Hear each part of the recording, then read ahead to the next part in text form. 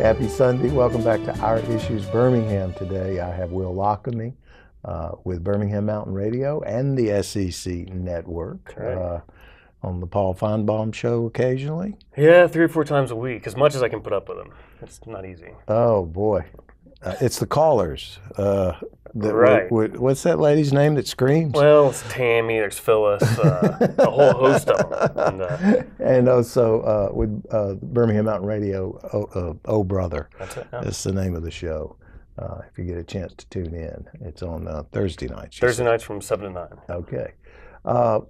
He's a big proponent of Uber. And I guess you're not just married to Uber. You would be okay with some other app-based transportation program? Yeah, really any number of solutions for the transportation issues here in Birmingham. Uber just happens to be one that I use because it was the first one I used, and I have the app, and it's been nothing but fantastic for me when I travel, when I go places.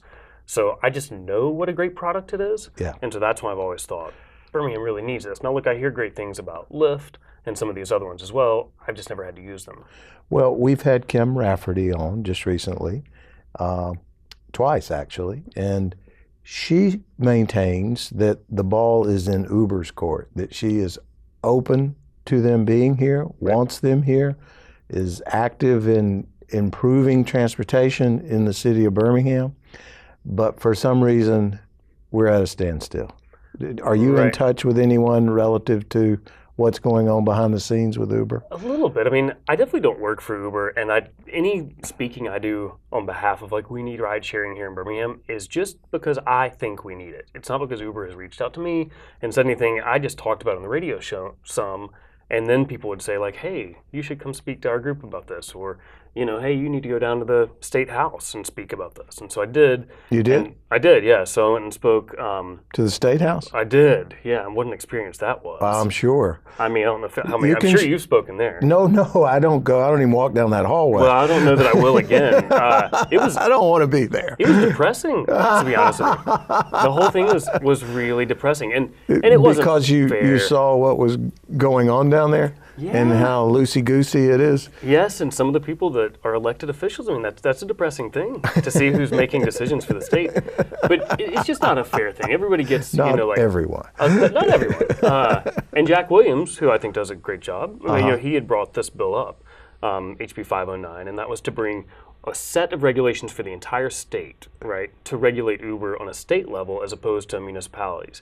And I actually am for that because what that does is takes power out of the hand of very small government that may have special interests in other places. I'm not saying they do, but it also keeps from ride sharing, from them having to, work off regulations from all of these municipalities, and they can have one blanket set. A lot of states have done this, and it's worked really well. Representative Williams, sounds like it's going to happen next year. I hope Birmingham gets it before then. Well, it seems to me that Uber's a little close with their dollars. They don't want to come off a dime a little bit. Perhaps, and here's the thing, I, again, don't work for Uber, so I don't know all the inner workings. Here's what I know. This has worked so well in so many markets. And Alabama was not, just kind of running behind on this thing. They were the only state left, wait for it, in the South that didn't have ride sharing or Uber. So here we are, every other state around us has it. Alabama doesn't have it at all, and Mississippi has it? Can you believe that? We're behind Mississippi all of a sudden. No, we're getting booted by Mississippi in lots of ways. Apparently. So now, it has been past Huntsville, Mobile. Some places are starting to integrate it. I heard it was available south of I-10. That could, I guess so. I don't know if that's real. But. That sounds right. But, Birmingham, for some reason, everybody can say they're just not dealing with us. But I mean, Kim went out of her way to go to the state house as well to speak against it on behalf, for the entire state. So obviously she does have some kind of anti-Uber Well, I'm going to take up for it just a little bit. Sure, yeah. I think speaking against it from the standpoint of them not willing to bend or to suggest or to help rewrite the code so that it fits, and that there's a balanced playing field for all people in that business, the other competitors as well. Yeah, and she has a great point there. I think the overall point, though, is it's working everywhere else.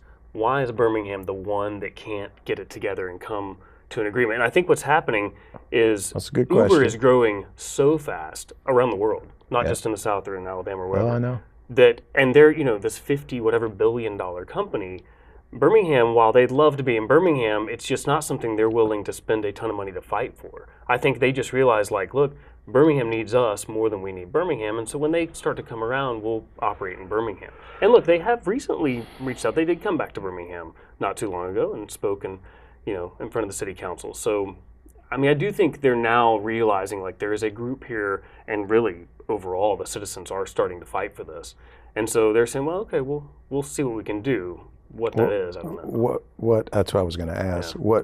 What can we do as citizens other than continue to scream for it? Well, I'm not sure because maybe look at things when they come up at the next election and look who supported this and who didn't, and what the issues are in Birmingham, why we need this, what it means for our economy, right? For visitors coming to Birmingham, the SEC, right? ESPN came here for SEC Media Days.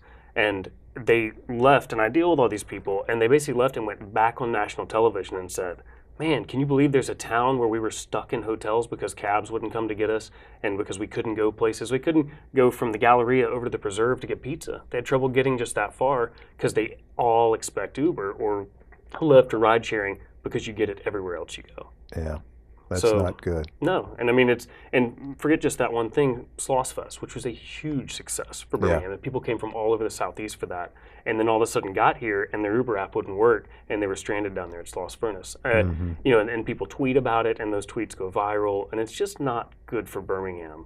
There's more important things though, like safety. Yeah. Birmingham has a real issue with drinking and driving.